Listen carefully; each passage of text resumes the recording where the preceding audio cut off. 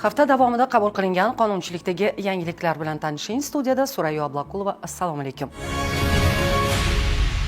O'zbekiston Respublikasining ayrim qonun hujjatlariga bola huquqlarining kafolatlarini yanada kuchaytirishga hamda tazyiq va zo'ravonlikdan jabrlangan xotin-qizlarni himoya qilish tizimini yanada takomillashtirishga qaratilgan o'zgartirish va qo'shimchalar kiritish to'g'risidagi qonun qabul qilindi. Unga ko'ra, Ijtimoiy himoya milliy agentligi tizim tashkilotlari, xususan ayollarni reabilitatsiya qilish va moslashtirish markazlariga tazyiq va zo'ravonlikdan jabrlanuvchilar manfaatlarini ko'zlab, sudlarga davlat boji to'lamasdan da'volar taqdim etish, sud majlislarida ularning vakili sifatida ishtirok etish vakolati berildi. Bundan tashqari, tazyiq va zo'ravonlikdan jabrlanuvchining maxsus markazlarga joylashtirilganligi unga 1 oygacha bo'lgan muddatga vaqtincha mehnatga layoqatsizlik varaqasini berish uchun asos bo'lishi belgilandi.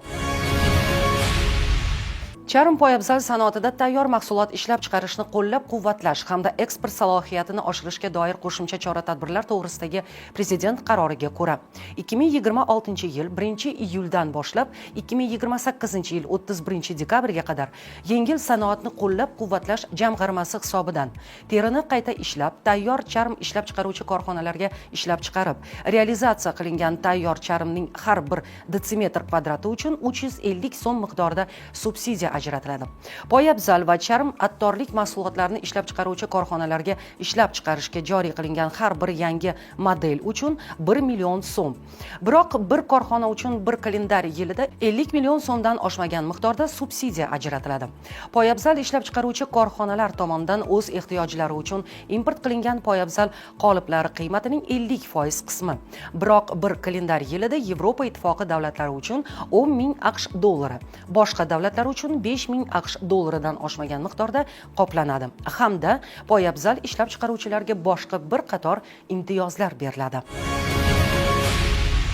Paxta to'qimachilik sohasida moliyaviy barqarorlikni oshirish hamda tolani chuqur qayta ishlashni qo'shimcha qo'llab-quvvatlash chora-tadbirlari to'g'risidagi Prezident qaroriga ko'ra, 2025-yilda o'ziga biriktirilgan yer maydonlarida paxta yetishtirgan paxta to'qimachilik klasterlari va ular ta'sischi bo'lgan korxonalarga Qishloq xo'jaligi vazirligi tomonidan taqdim etilgan konturlarda paxta xomashyosi yetishtirilganligi kosmik tadqiqotlar va texnologiyalar agentligi tomonidan tasdiqlangan hollarda har bir gektar yer uchun 3 million so'mdan subsidiyalar ajratiladi.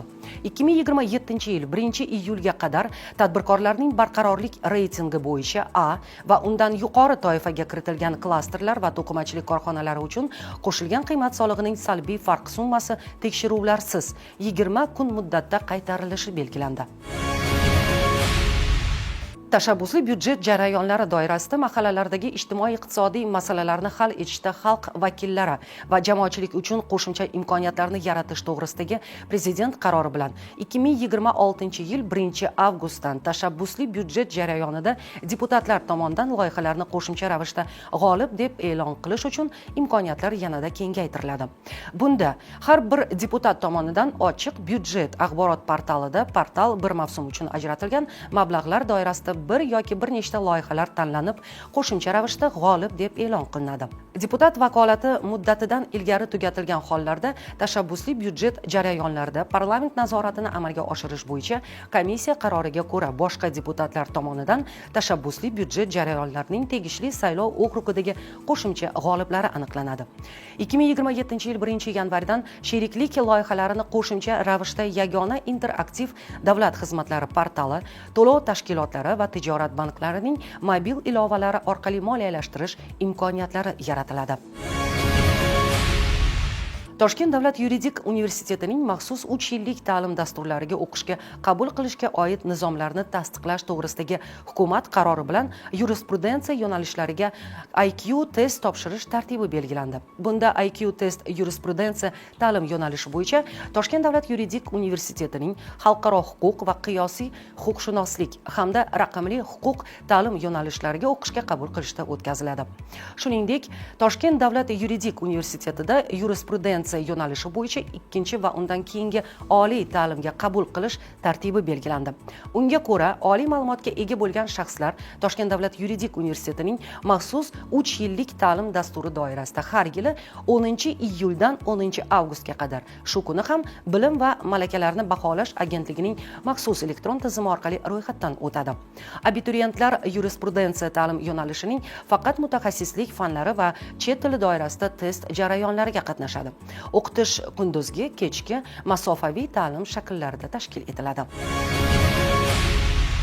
Adliya vazirligi maqsadli ipoteka omonatini joriy etish bo'yicha tajriba sinov loyihasini amalga oshirish tartibi to'g'risidagi idoraviy hujjatni davlat ro'yxatidan o'tkazdi. Endi subsidiya xabarnomasiga ega fuqarolar uy-joy sotib olguniga qadar pullarini bankka qo'yib ko'paytirib olishlari mumkin. Unga ko'ra, talabgor subsidiya xabarnomasining amal qilish muddati davomida ipoteka omonati hisob varag'ini ochish uchun bankka ariza bilan murojaat qiladi. Bank talabgorning hujjatlarini ko'rib chiqib, 3 ish kuni ichida u bilan ipoteka omonati hisob varag'ini ochish bo'yicha shartnoma imzolaydi yoki rad etish sabablarini ko'rsatgan holda xabar yuboradi. Ipoteka omonati hisob varag'idagi mablag'larga hisob varaqqa mablag' kelib tushgan kunning keyingi kunidan boshlab hisob varaq yopilguniga qadar bozor stavkasi asosida foiz hisoblanadi. Ipoteka krediti ajratilgandan so'ng bank tomonidan ipoteka omonati hisob varag'ida shakllangan mablag'lar, hisoblangan foizlar va ipoteka krediti mablag'lari kvartira sotib olish uchun qurilish pudrat tashkilotiga o'tkazib beriladi. Qonunchilikdagi shu va boshqa xabarlar bilan Adliya vazirligining huquqiy axborot Telegram kanali orqali tanishishingiz mumkin. Xayr, salomat bo'ling.